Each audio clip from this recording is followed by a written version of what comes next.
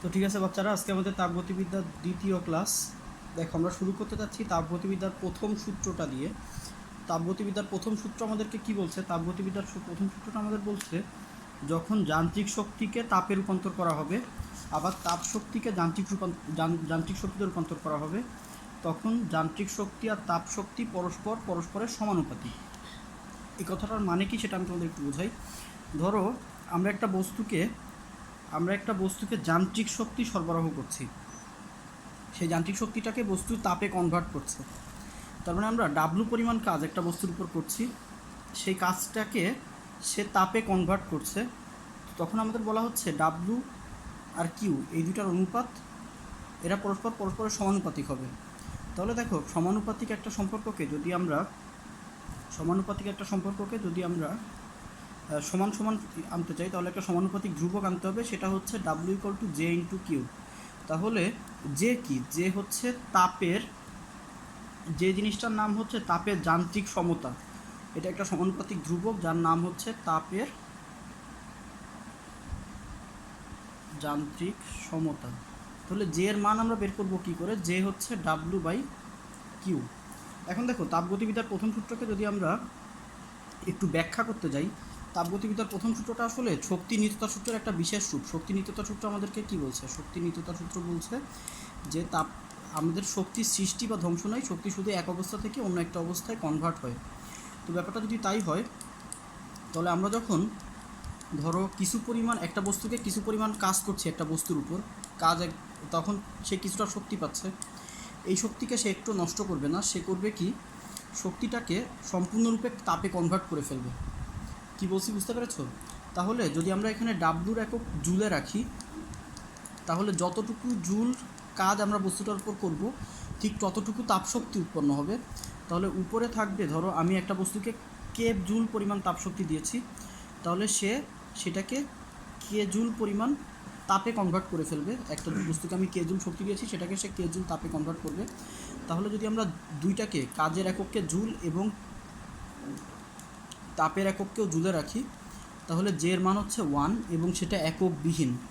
তাহলে জে এর একটা ভ্যালু হচ্ছে 1, তখন কোনো একক নেই, কারণ উপরে নিচে জুল কাটাকাটি হয়ে যাচ্ছে। তবে আমরা অলরেডি জানি যে আমরা চাইলে তাপ শক্তিকে জুলে প্রকাশ না করে ক্যালোরিতেও প্রকাশ করতে পারি। ক্যালোরিও তাপের একটা ভ্যালিড একক। তো যদি আমরা কাজকে জুলে এবং তাপকে ক্যালোরিতে প্রকাশ করি, তখন জে ইকুয়াল টু কত হবে? উপরে থাকবে হচ্ছে জুল আর নিচে থাকবে হচ্ছে ক্যালোরি।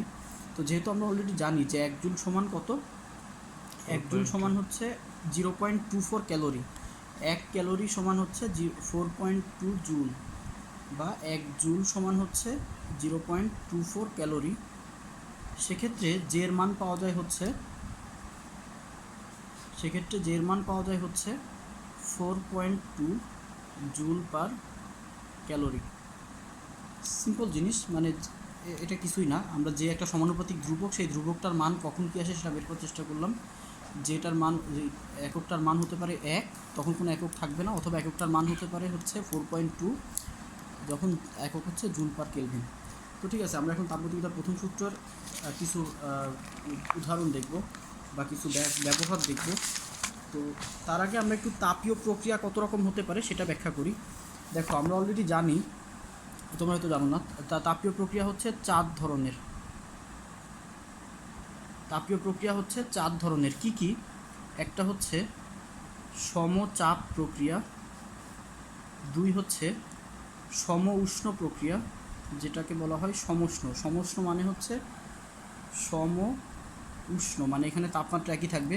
সমচাপ প্রক্রিয়া কি হবে এটা আমি একটু ব্যাখ্যা করি। সমচাপ প্রক্রিয়ায় পি হচ্ছে ধ্রুবক, যার কারণে এটার নাম হচ্ছে সমচাপ প্রক্রিয়া, কারণ এখানে চাপ ধ্রুবক থাকায় এখানে পরিবর্তনশীল রাশি হচ্ছে ভি আর টি। ঠিক আছে? আর সমষ্ণ প্রক্রিয়ায় টি হচ্ছে ধ্রুবক, তাহলে এখানে পরিবর্তনশীল রাশি হচ্ছে পি আর ভি। আচ্ছা, এরপর হচ্ছে সম আয়তন প্রক্রিয়ায় আয়তন ধ্রুবক, তাহলে পরিবর্তনশীল রাশি হচ্ছে পি আর টি। আর 4 নাম্বার হচ্ছে রুদ্ধতাপীয় প্রক্রিয়া, এটার সাথে তোমরা একেবারেই পরিচিত না। রুদ্ধতাপীয় প্রক্রিয়ায় সিস্টেম বাইরে থেকে কোনো রকম তাপ শক্তি নেয় না। দেখো এই 3টা প্রক্রিয়ায় সিস্টেম করে কি, বাইরে থেকে তাপ শক্তি নেয়, নিয়ে তার পি ধ্রুবক রেখে ভি আর টি পরিবর্তন করে। সমষ্ণ প্রক্রিয়ায় বাইরে থেকে তাপ শক্তি নেয়, তাপমাত্রা ধ্রুবক রেখে পি আর ভি পরিবর্তন করে। সম আয়তন প্রক্রিয়ায় ভি ধ্রুবক রেখে পিটি পরিবর্তন করে, এখানেও বাইরে থেকে তাপ শক্তি নেয়। তবে রুদ্ধতাপীয় প্রক্রিয়ায় সে বাইরে থেকে কোনো রকম তাপ শক্তি নেয় না, এখানে কিউ থাকে ধ্রুবক, কোনো তাপের আদান প্রদান ঘটে না বাইরের সিস্টেমের সাথে। এখানে পি টি এবং ভি 3টাই পরিবর্তনশীল। ঠিক আছে, বুঝতে পেরেছ? এখন দেখো আমরা প্রত্যেকটার কিছু উদাহরণ এবং অঙ্ক দেখি। সমচাপ প্রক্রিয়ায় আমরা অলরেডি বলেছি যে এখানে চাপ থাকবে স্থির। তো ধরে নাও এটা হচ্ছে একটা পিস্টন, একটা সিলিন্ডার। এই সিলিন্ডারটাকে আমরা একটা পিস্টনের সাহায্যে এর আয়তন কমাতে বা বাড়াতে পারি। আমি কি বলছি বুঝতে পেরেছো? পিস্টনটাকে যদি আমরা নিচের দিকে নামাই তাহলে এর আয়তন কমে যাবে, পিস্টনটাকে যদি আমরা উপরে উঠাই তাহলে এর আয়তন বেড়ে যাবে। আর এর ফলে পি পরিমাণ চাপ আমরা এই পিস্টনটাকে দিচ্ছি। তো শুরুতে এই পিস্টনে পি পরিমাণ চাপ দেওয়া হয়েছে। পিস্টনের যে ক্ষেত্রফল, দেখো পিস্টনের তলার যে ক্ষেত্রফল সেটা হচ্ছে এ, আর হচ্ছে পিস্টনের উপর আমরা এফ পরিমাণ বল প্রয়োগ করছি, সেই বলটা ফিক্সডই থাকবে, এই বলটাকে আমরা চেঞ্জ করব না আপাতত। আচ্ছা, তাহলে পিস্টনের টোটাল আয়তন হচ্ছে ভি, বর্তমানে পিস্টনের টোটাল আয়তন মানে এই সমগ্র আয়তন হচ্ছে ভি। তো এখন দেখো ধরে নাও আমরা পিস্টনের উপর খুব সামান্য পরিমাণ বল ডিএফ প্রয়োগ করেছি, বা পিস্টনের উপর আমরা খুব সামান্য পরিমাণ কাজ করছি ডিডাব্লিউ। বাইরে থেকে এই পিস্টনকে আমরা তাপ শক্তি প্রয়োগ করছি, বা সিস্টেমের উপর কাজ করা হচ্ছে, কতটুকু পরিমাণ কাজ করা হচ্ছে, ডিডাব্লিউ সমপরিমাণ কাজ করা হচ্ছে সিস্টেমের উপর। তাহলে কাজ ইকুয়াল টু আমরা এখন কি হবে, তাহলে সিস্টেমের যেহেতু আমরা চাপ সমান রাখছি, তাহলে দেখো সিস্টেমের আয়তন বেড়ে যাবে। যেহেতু আমরা বাইরে থেকে সিস্টেমকে একটা কাজ করছি, তার মানে বাইরে থেকে সিস্টেমকে একটা শক্তি দিচ্ছি, তাহলে সিস্টেমের তাপমাত্রা এবং আয়তন বেড়ে যাবে। যেহেতু আমরা চাপকে সমান রাখছি, তাহলে আলটিমেটলি এর আয়তন বেড়ে যাওয়ার ফলে সিস্টেমের পিস্টনটা একটু উপরের দিকে উঠে যাবে। তো কতটুকু উপরে উঠবে, আমরা ধরে নিই সিস্টেমের পিস্টনটা ডিএক্স পরিমাণ উপরে উঠে যায়। দেখো জিনিসটা খুব সুন্দর মতো একটা বোঝার জিনিস, ভালো মতো বোঝার চেষ্টা করো। তাহলে দেখো আমরা অলরেডি জানি যে কাজ ইকুয়াল টু কি, কাজ ইকুয়াল টু হচ্ছে বল ইন্টু সরণ। তাহলে কতটুকু বল আমরা সিস্টেমের উপর প্রয়োগ করেছি, এফ পরিমাণ বল, যেটা আমরা ফিক্স রাখছি। যদি আমরা এফের মান পরিবর্তন করি তাহলে কিন্তু চাপ পরিবর্তন হয়ে যাবে। দেখো আমরা পি ইকুয়াল টু কী জানি, এফ বাই এ, চাপ ইকুয়াল টু হচ্ছে বল বাই ক্ষেত্রফল। যেহেতু বস্তুর ক্ষেত্রফল একটু চেঞ্জ হচ্ছে না, আবার আমরা বলছি এটা সমচাপ প্রক্রিয়া, আমরা এখানে চাপ একটু চেঞ্জ করবো না, তাহলে বলের মান একই রাখতে হবে। কি বলছি বুঝতে পেরেছো?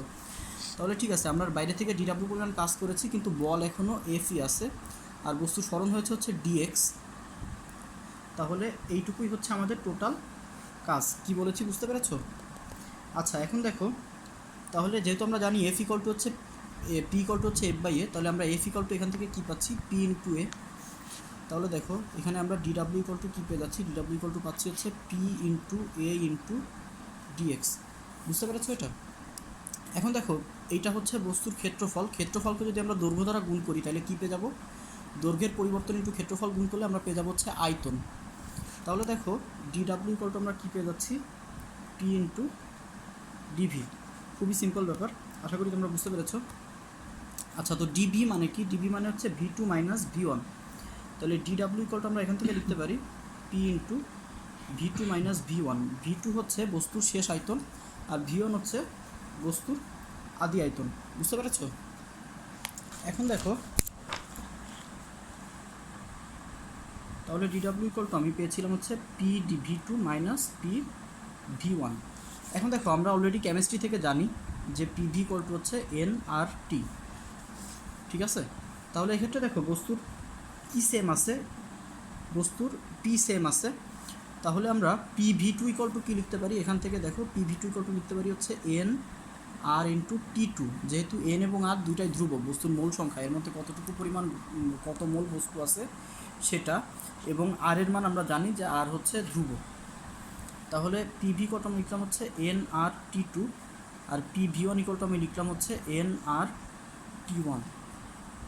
তাহলে আমরা কী পেয়ে যাচ্ছি, দেখো আমরা ডিডাব্লিউ ইকুয়াল টু পাচ্ছি হচ্ছে N R into T two minus T1, এটা কি তোমরা বুঝতে পেরেছো? তাহলে এটাকে আমরা এখন কী লিখে দিতে পারি? এটাকে আমরা লিখে দিতে পারি হচ্ছে DT।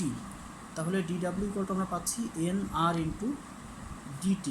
একেবারেই সিম্পল জিনিস, কি বলেছি বুঝতে পেরেছো? এখন দেখো, এখন আমি তোমাদের কিছু জিনিস দেখাতে চাচ্ছি। সেটা হচ্ছে প্রথমত দেখো, আমরা একটা জিনিস এখান থেকে যেটা আমরা মার্ক করবো সেটা হচ্ছে DW ইকুয়াল টু আমরা পি পেয়েছিলাম, DW ইকুয়াল টু আমরা পেয়েছিলাম P ইন্টু DV। এটা আমাদের পরে অনেক জায়গায় কাজে লাগবে, ঠিক আছে? এটা এইভাবে থাক, আমি নতুন করে যাচ্ছি। দেখো তোমাদেরকে এবার বস্তুর অন্তস্থ শক্তি বহিস্থ শক্তি কী সেই সম্পর্কে আমি একটু ব্যাখ্যা করি। দেখো বস্তুর তিনটা অবস্থা, একটা বস্তুর দুই ধরনের শক্তি একটা বস্তুর মধ্যে বিদ্যমান থাকে। কি কি? একটা হচ্ছে তার অন্তস্থ শক্তি, একটা হচ্ছে তার বহিস্থ শক্তি। দেখো আমি তোমাদের সিম্পল একটা গ্রাফ আঁকাই, 9 10 এই ধরনের গ্রাফ তোমরা দেখেছো। ধরো একটা কঠিন বস্তুকে আমরা যদি তাপ দেই প্রথমে, তাহলে তার তাপমাত্রা বাড়তে থাকে। এদিকটা হচ্ছে টি আর এদিকটা হচ্ছে কিউ। দেখো আমি তাপ দিয়ে যাচ্ছি, তার তাপমাত্রা বাড়ছে, তাপমাত্রা বাড়তে বাড়তে একটা অবস্থায় গিয়ে তার তাপমাত্রা আর বাড়ে না, সে তখন নিজের অন্তস্থ অবস্থা চেঞ্জ করে। এখানে তাপমাত্রা সেম থাকে, সে কঠিন থেকে তরলে পরিণত হয়। আচ্ছা, এবার এইখানে এসে তার তরল অবস্থা, এখানে এসে তার তরল অবস্থায় চলে আসে। সে তরল অবস্থায় চলে আসলে এবার সে নিজের তাপমাত্রা আবার বাড়ায়, তাপমাত্রা বাড়াতে বাড়াতে একটা অবস্থায় চলে আসে যখন সে তরল থেকে বায়বীয়তে পরিণত হয়। আচ্ছা, এই অবস্থায় এসে সে বায়বীয় অবস্থায় আসার পর সে আবার নিজের তাপমাত্রা বাড়াতে থাকে। তাহলে দেখো এইখানে তার বহিস্থ শক্তি চেঞ্জ হচ্ছে, এই অংশটাতে তার অন্তস্থ শক্তি চেঞ্জ হচ্ছে, আবার এখানে বহিস্থ শক্তি, আবার এখানে অন্তস্থ শক্তি। তাহলে এবার আমি বহিস্থ শক্তি অন্তস্থ শক্তি কি একটু ব্যাখ্যা করি। বস্তুর বহিস্থ শক্তির উদাহরণ হচ্ছে তার আয়তন, তার তাপমাত্রা, এগুলো হচ্ছে তার বহিস্থ শক্তির উদাহরণ। অন্তস্থ শক্তির উদাহরণ হচ্ছে অণুগুলার আন্তঃআণবিক দূরত্ব, আন্তঃআণবিক ফাঁকা স্থান, এছাড়া আরও বিভিন্ন টাইপ জিনিসপত্র। এগুলো হচ্ছে বস্তুর অন্তস্থ অবস্থার উদাহরণ আর কি। তো যখন আমরা কঠিন থেকে তরলে পরিণত হচ্ছে তখন তার আন্তঃআণবিক দূরত্ব বেড়ে যায়, ফলে সে তার শক্তিটাকে অভ্যন্তরীণ অবস্থা চেঞ্জ করতে ব্যবহার করে। তাহলে দেখো আমরা যখন কিউ পরিমাণ তাপ একটা বস্তুকে দিচ্ছি তখন সে আইদার তার বহিস্থ শক্তি চেঞ্জ করছে অথবা তার অন্তস্থ শক্তি চেঞ্জ করছে। বহিস্থ শক্তিকে আমরা ডি কিউ, অন্তস্থ শক্তিকে আমরা ডিইউ দ্বারা প্রকাশ করি, আর বহিস্থ শক্তিকে আমরা DW দ্বারা প্রকাশ করি। এইটুকু হচ্ছে তার বহিস্থ শক্তির পরিবর্তন, মানে বাইরের থেকে কতটুকু কাজ আমরা পাচ্ছি সেটা হচ্ছে তার বহিস্থ শক্তির পরিবর্তন। আর তার অন্তস্থ শক্তির কতটুকু পরিবর্তন হচ্ছে সেটা হচ্ছে ডিইউ, এটা হচ্ছে তার অন্তস্থ শক্তির পরিবর্তন। তাহলে দেখো একটা বস্তুকে যতটুকু তাপে আমরা সরবরাহ করি সে তার অন্তস্থ শক্তি আর বহিস্থ শক্তি চেঞ্জ করে টোটাল যে যোগফলটা পাবো সেইটা এই তাপের সমান হবে, কারণ শক্তির সৃষ্টি বা ধ্বংস নেই। সো সে অন্তস্থ শক্তি আর বহিস্থ শক্তির ওই পুরা শক্তিটাকেই সে অন্তস্থ শক্তি বা বহিস্থ শক্তি যে কোনো একটা কাজে ব্যবহার করবে। কি বলছি বুঝতে পেরেছো? এখন দেখো DWর মান আমরা অলরেডি কী পেয়ে গিয়েছি, DWর মান আমরা অলরেডি পেয়ে গিয়েছি হচ্ছে দুইটা। একটা হচ্ছে DW ইকুয়াল টু আমরা লিখতে পারি NR DT, অথবা DW ইকুয়াল টু আমরা লিখতে পারি P ইন্টু DV। তাহলে সমচাপ প্রক্রিয়ায় DQ ইকুয়াল টু আমরা পাচ্ছি DU plus P into DV, অথবা তুমি এটাকে লিখতে পারো যে DQ ইকুয়াল টু হচ্ছে DU plus NR into DT। দুইটাই আমাদের কাজে লাগবে, এটা মার্ক করো। এখন দেখো এছাড়া বস্তুর আর কী থাকতে পারে? বস্তু থাকতে পারে হচ্ছে, এবার আমরা আসবো হচ্ছে সম উষ্ণ প্রক্রিয়া বা সমষ্ণ প্রক্রিয়া, যাই বলো না কেন। এখন দেখো সমষ্ণ প্রক্রিয়া আমরা অলরেডি শিখেছি যে বস্তু তার তাপমাত্রা বাড়ায়। তাহলে দেখো যতক্ষণ একটা বস্তু তার তাপমাত্রা বাড়ায়, দেখো একটা বস্তু যখন তার তাপমাত্রা বাড়াচ্ছিল তখন কি তার অন্তস্থ শক্তি একটুও পরিবর্তন হয় না।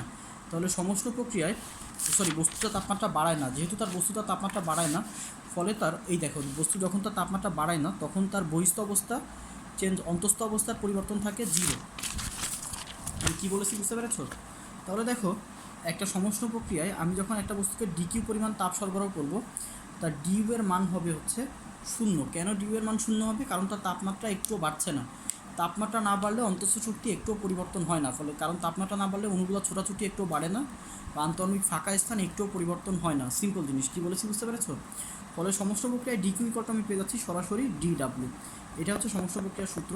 আর তাছাড়া সমষ্ণ প্রক্রিয়ার একটা ভালো সূত্র আমরা জানি, সমষ্ণ প্রক্রিয়ায় হচ্ছে PV ইকুয়াল টু হয় ধ্রুব।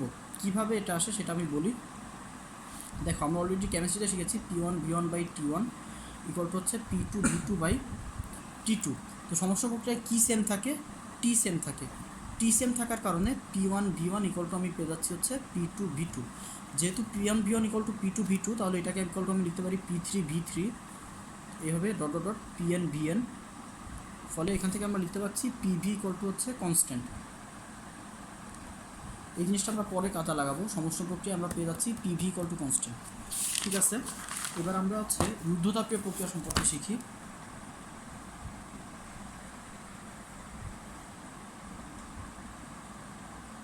দেখো রুদ্ধতাপীয় প্রক্রিয়া কী হয়, আমি বলেছি রুদ্ধতাপীয় প্রক্রিয়ায় সিস্টেম বাইরে থেকে একটুও তাপ নেয় না বা সিস্টেমের নিজের তাপও বাইরে বের হতে দেয় না। কোনো বস্তুকে যদি আমরা রুদ্ধতাপীয় প্রক্রিয়ায় কোনো প্রক্রিয়া সংরক্ষণ করি, তার একটা খুব সুন্দর উদাহরণ হচ্ছে ধরো টায়ার ফেটে যাওয়া। হঠাৎ করে যেসব ঘটনা ঘটে সেগুলো সাধারণত রুদ্ধতাপীয় প্রক্রিয়া, কারণ সেখানে বাইরে থেকে তাপ আদান প্রদানের সময়টা থাকে না। তাহলে রুদ্ধতাপীয় প্রক্রিয়ায় আমরা সূত্রটা জানি যে ডিকিউ ইকুয়াল টু, এটা ইউনিভার্সাল সূত্র, ডিকিউ ইকুয়াল টু হচ্ছে ডিইউ প্লাস ডিডাব্লিউ। যেহেতু রুদ্ধতাপীয় প্রক্রিয়ায় সিস্টেমের সাথে বাইরের কোনো তাপের আদান প্রদান হয়নি, কাজেই ডিকিউ ইকুয়াল টু হচ্ছে 0, ডিকিউ এর মান 0। ফলে আমরা রুদ্ধতাপীয় প্রক্রিয়ায় কী লিখতে পারি, DU plus DW equal to হচ্ছে 0। তাহলে রুদ্ধতাপীয় প্রক্রিয়ায় বস্তু যদি আয়তন বাড়ে বা তাপ বাড়ে বা অন্য যে কোনো ধরনের কাজ হয়, সেটা করতে হবে হচ্ছে তার ডিইউ ইউজ করে। ফলে ডিডাব্লিউর মান হয় মাইনাস ডিইউ।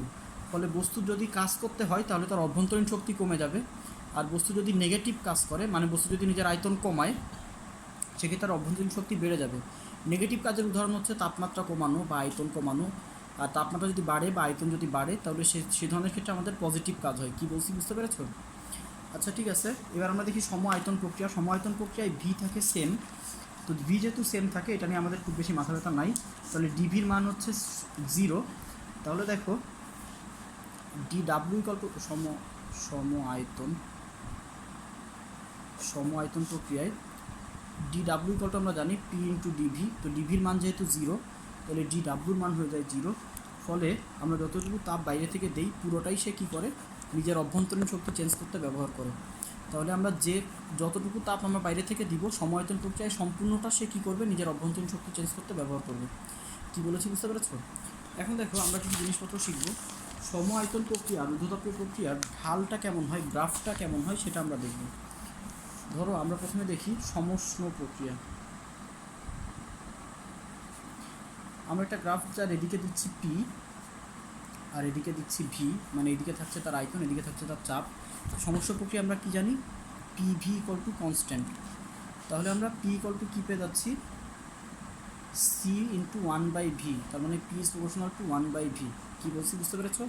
তাহলে দেখো এখান থেকে আমরা পেয়ে যাচ্ছি যে চাপ আর আয়তন পরস্পরের ব্যস্তানুপাতিক সমষ্ণ প্রক্রিয়ায়। ফলে যদি আমরা আয়তন বাড়াই তাহলে চাপ কমবে, আর যদি আয়তন কমাই তাহলে চাপ বাড়বে। ফলে সমষ্ণ প্রক্রিয়ার গ্রাফ হয় এইরকম।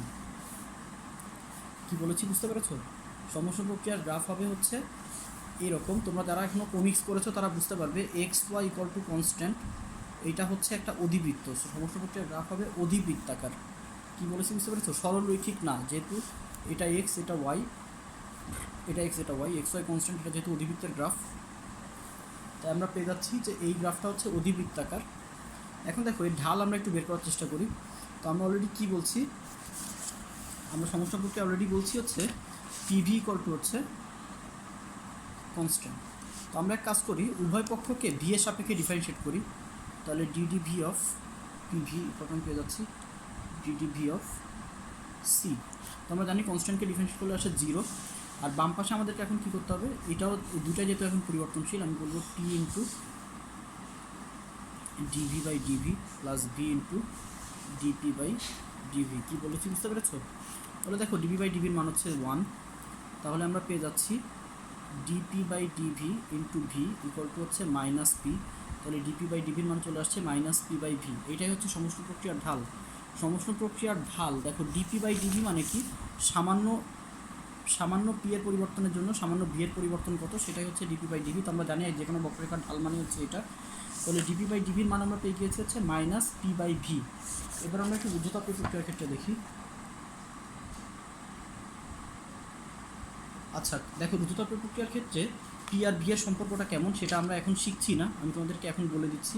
রুদ্ধতাপীয় প্রক্রিয়ার ক্ষেত্রে পি ভি তার whole to the power gamma equal to হচ্ছে কনস্ট্যান্ট। এখন এই সূত্রটা কোথা থেকে পাচ্ছি সেটার প্রমাণ আমি দেখাবো। হয়তো আজকের ক্লাসে দেখানো হবে না, এটা আমি আগামীকালকের ক্লাসে এই জিনিসটা দেখাবো যে কীভাবে রুদ্ধতাপীয় প্রক্রিয়ায় পিভি তার উল্টো power gamma equal to constant আসে। আপাতত শিখে রাখো রুদ্ধতাপীয় প্রক্রিয়ায় পিভি তার উল্টো পাওয়ার গামা ইকুয়াল টু হচ্ছে কনস্ট্যান্ট। তাহলে রুদ্ধতাপীয় প্রক্রিয়ার গ্রাফ, এদিকে আমি দিচ্ছি পি আর এদিকে আমি দিচ্ছি ভি। আমরা একই কাজ করব, উভয় পক্ষকে আমরা এবার ডিডিভি করি, ভি এর সাপেক্ষে ডিফারেন্সিয়েট করি। ইকুয়াল টু এই পাশে চলে আসছে 0, কনস্ট্যান্টকে ডিফারেন্সিয়েট করলে আসে 0। তো ঠিক আছে, তাহলে দেখো p into d d v of v to the power gamma plus v to the power gamma into d d v of p equal to হচ্ছে 0। তাহলে দেখো এটা হয়ে যাচ্ছে হচ্ছে পি ইন্টু গামা বাইরে আসছে যেহেতু গামা কনস্ট্যান্ট, আর v to the power gamma -1, ঠিক আছে, আর প্লাস এই পাশে হচ্ছে d p by d v into v to the power gamma equal to হচ্ছে 0, ঠিক আছে। তাহলে দেখো উভয় পক্ষ থেকে আমরা কী করতে পারি, উভয় পক্ষ থেকে আমরা v to the power gamma -1 common নিতে পারি। তাহলে v to the power gamma -1 common নিলে থাকছে p into gamma plus d p by d v into এই পাশে একটা ভি থেকে যাচ্ছে, v to the power gamma -1 বাইরে আসার পর এখানে একটা ভি থেকে যাচ্ছে ইকুয়াল টু পাচ্ছি 0। তাহলে উভয় পক্ষকে এবার v to the power gamma -1 দিয়ে ভাগ দিই, তাহলে দেখো এটা কাটাকাটি হয়ে যাবে, এটা থাকবে 0।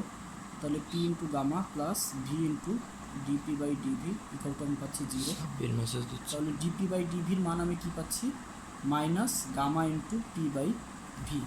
তাহলে দেখো সমস্ত প্রক্রিয়ার ঢাল কী ছিল, সমস্ত প্রক্রিয়ার ঢাল ছিল হচ্ছে মাইনাস পি বাই ভি। এখানে দেখো মাইনাস পি বাই ভি এসছে, সাথে গামা গুণ আছে। তাহলে দুইটা যদি আমরা তুলনা করি তাহলে কার ঢাল বেশি খারাপ। দেখো গামার মান সবসময় একের চেয়ে বড়ো হয়, সেটা আমরা আজকে শিখবো না, এটা আমরা কালকে দেখবো। গামার মান কি আমি তোমাদের একটু বলে দিই। দেখো 1 অণু গ্যাসের জন্য গামার মান হচ্ছে 1.66। 1 অণু গ্যাসের উদাহরণ কি, হিলিয়াম, নিয়ন, আর্গন, ক্রিপ্টন, যেগুলো 1 অণু গ্যাস। আচ্ছা 1 পরমাণু গ্যাসের জন্য, দ্বিপরমাণুক গ্যাসের জন্য 1 পরমাণু মানে হচ্ছে যে গ্যাসের পরমাণু একটা, মানে হিলিয়াম, নিয়ন, আর্গন যারা একটা পরমাণুই প্রকৃতিতে মুক্ত অবস্থায় থাকতে পারে। দ্বিপরমাণুক গ্যাস কোনগুলো, দ্বিপরমাণুক গ্যাস হচ্ছে অক্সিজেন, হাইড্রোজেন, নাইট্রোজেন, যারা প্রকৃতিতে 2টা পরমাণু একসাথে মিলিত অবস্থায় থাকে, আরও অনেক আছে। তাহলে দ্বিপরমাণু গ্যাসের জন্য গামার মান হচ্ছে 1.41। আচ্ছা সাধারণ বাতাসের জন্য গামার মান, সাধারণ বাতাস এর জন্য গামার মান হচ্ছে 1.4 ধরবে, যেটা স্ট্যান্ডার্ড। আচ্ছা বহু পরমাণু গ্যাসের জন্য, ত্রিপরমাণু বা বহু পরমাণু, 2টার চেয়ে বেশি পরমাণু থাকলে গামার মান হচ্ছে 1.33। সবগুলোই তোমাদের বইতে লেখা আছে, পড়ে দেখবে। আমি আজকে যে পড়াটা দিব তার মধ্যে তোমরা সব পাবে। তো এখান থেকে যেহেতু গামার মান সবসময় একের চেয়ে বড়ো, তাহলে আমরা এখান থেকে পেয়ে যাচ্ছি কি, রুদ্ধতাপীয় প্রক্রিয়ার ঢাল সমস্ত প্রক্রিয়ার চেয়ে বেশি খাড়া হবে। তার মানে একটা সমস্ত প্রক্রিয়ার ঢাল যদি হয় এই রকম, দেখো দুইটাই একই রকম, দুইটাই অধিবৃত্তাকার, তবে সমস্ত প্রক্রিয়া আস্তে আস্তে নামে, রুদ্ধতাপীয় প্রক্রিয়া করে কি দ্রুত নামে, কারণ এর ঢাল বেশি খাড়া। কী বলেছি বুঝতে পেরেছো? সিম্পল ব্যাপার স্যাপার। দেখো এখানে বইয়ের 17 নম্বর পেজে তোমরা অভ্যন্তরীণ শক্তি সম্পর্কে অনেক কিছু লেখা আছে। অভ্যন্তরীণ শক্তি কী কী কাজে ব্যবহার হয়, কীভাবে অভ্যন্তরীণ শক্তি আসে, সেগুলো তোমরা সব পড়ে নিবে। এখানে 2টি অঙ্ক আছে, অঙ্ক 2টি করে ফেলবে, কিছু উদাহরণ আছে, উদাহরণগুলো করে ফেলবে। এখন আমরা শিখব মোলার আপেক্ষিক তাপ কাকে বলে, বা মোলার আপেক্ষিক তাপ থেকে আমরা কি প্রমাণ করতে পারি, গামা কিভাবে আসে সেটা আমরা এখন শিখব। দেখো একটু মনে করো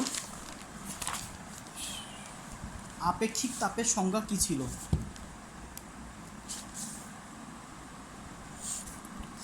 আমি একটু মনে করাই দিচ্ছি আপেক্ষিক তাপের সংজ্ঞা। ধরুন 9 তোমরা শিখেছো যে কিউ ইকুয়াল টু হচ্ছে MS ডেল টি, তাহলে আমরা ডিকিউ দিই, যেহেতু এখানে আমরা ডি দিচ্ছি, তাহলে ডিকিউ ইকুয়াল টু তাপের পরিবর্তন হয় হচ্ছে MS ডেল টি। এই এসটার নাম আমরা বলতাম হচ্ছে আপেক্ষিক তাপ।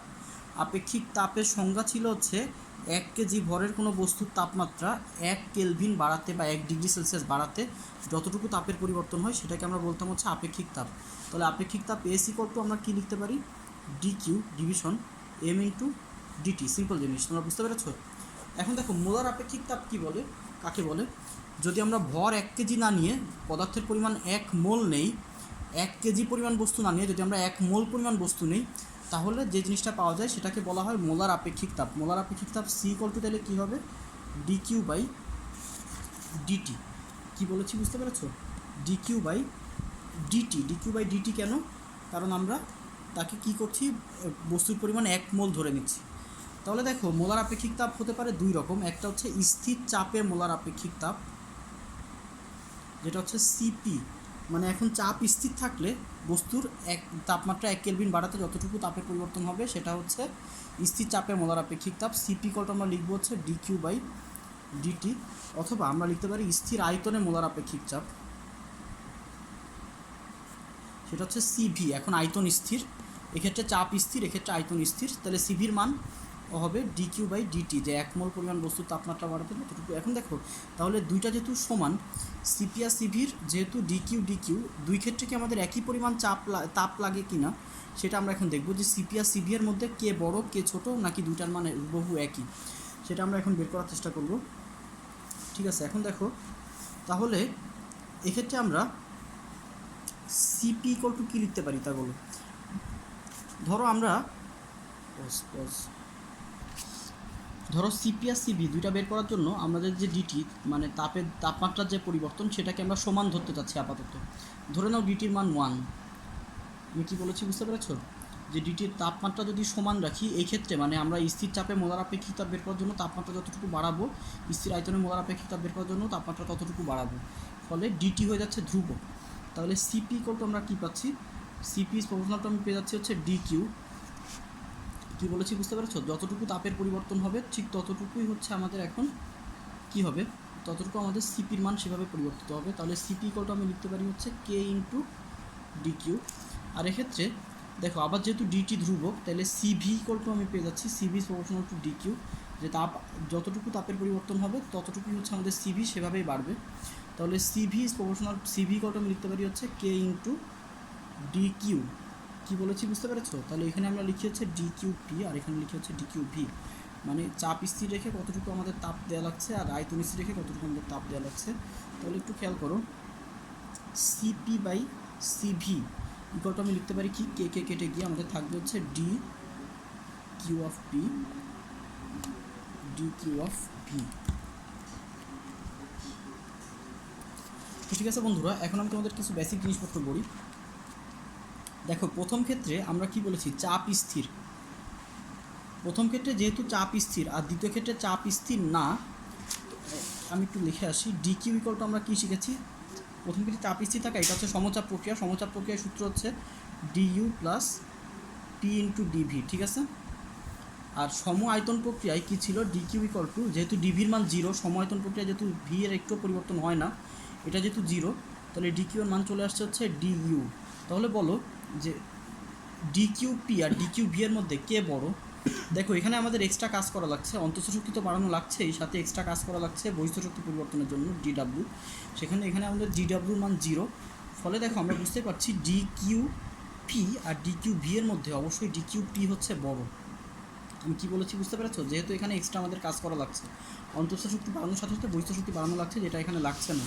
তাহলে সিপি আর সিভি এর মধ্যে আমরা কি বলতে পারি, যে এটার মান যেহেতু 1-এর চেয়ে বড়, তাহলে এইটার মানও হয়ে যাবে 1-এর চেয়ে বড়। আমি কি বলেছি বুঝতে পেরেছো, কেন, কারণ ডি কিউ পি ভাগ d q v is greater than 1। আমরা এই দুটো ভাগ করে দিলেই পেয়ে যাচ্ছি যে এটার মান বড়, এটা 1-এর চেয়ে বড় হয়, যদি পরস্পর সমান তাহলে এটার মানও 1-এর চেয়ে বড়। তাহলে দেখো এই যে আমরা জেনে গেলাম যে সিপি বাই সিভির মানটা যে 1-এর চেয়ে বড়, তাহলে আমরা কী লিখতে পারি, আমরা লিখতে পারি CP is greater than CV. তাহলে মনে রাখবে যে স্থির চাপে মোলার আপেক্ষিক তাপ স্থির আয়তনে মোলার আপেক্ষিক চাপের চেয়ে সবসময় বড়। আর গামা একটু আগে আমি বলেছিলাম, তো গামা কাকে বলে সেটা আমরা এবার শিখব। এই যে সিপি আর সিভির যে অনুপাত সেটাকেই লেখা হয় হচ্ছে গামা। গামা কি তাহলে তোমরা বুঝতে পেরেছো, স্থির চাপে মোলার আপেক্ষিক তাপ আর স্থির আয়তনে মোলার আপেক্ষিক তাপ, এই দুটাকে একটা দ্বারা একটাকে ভাগ করলে যে জিনিসটা পাওয়া যায় সেটার মানই হচ্ছে গামা। তোমাদের বইতে গামার মানগুলো লেখা আছে, তোমরা 22 নম্বর পেজে আসলে দেখতে পারবে। 1 পরমাণু গ্যাসের জন্য গামার মান হচ্ছে 1.67, 2 পরমাণু গ্যাসের জন্য 1.41 আর 3 পরমাণু বা বহু পরমাণুকের জন্য 1.33। কী বলেছি বুঝতে পেরেছো।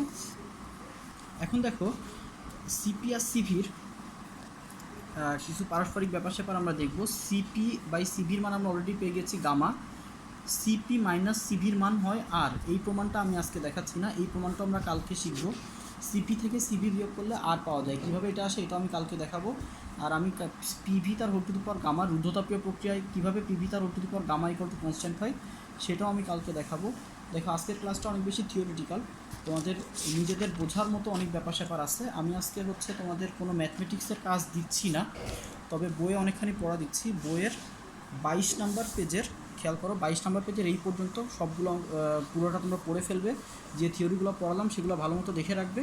কালকে আমাদের বড় বিটা সূত্র প্রতিপাদন আর কার্নো ইঞ্জিন আমরা কালকে পড়ে ফেলবো, তাহলে আমাদের এই চ্যাপ্টারে আর তেমন কিছু থাকবে না। আর হচ্ছে এনট্রপি থাকে, সেটা আরেকটা ক্লাসে। আর আশা করছি আর 4টা ক্লাসে আমার থিওরি শেষ হয়ে যাবে, তারপর আমরা অঙ্কের দিকে নজর দিব। তো ঠিক আছে বন্ধুরা, আজকের ক্লাস এই পর্যন্তই থাকছে। সেই সাথে হোমওয়ার্ক কিছুটা আমি বলে দিই। এই অঙ্কগুলো করবে, উদাহরণের 2টা অঙ্ক, আর এখানে যে কিছু অঙ্ক আছে, কত নম্বর পেজ, 19 নম্বর পেজের অঙ্কগুলো করবে। আর যদি আগের দিন বই না পড়ে থাকো তাহলে বইয়ের 2 পেজ থেকে সম্পূর্ণরূপে 22 পেজ পর্যন্ত পুরোটা রিডিং করে রাখবে। ফিজিক্সের কাজ এই পর্যন্তই। ম্যাথের ক্লাসটা কিছুক্ষণের মধ্যে আমি আপলোড করে দিব, আগে ফিজিক্সের ক্লাসটা করতে লাগো। তো ঠিক আছে, ভালো থাকো সবাই, দেখা হবে।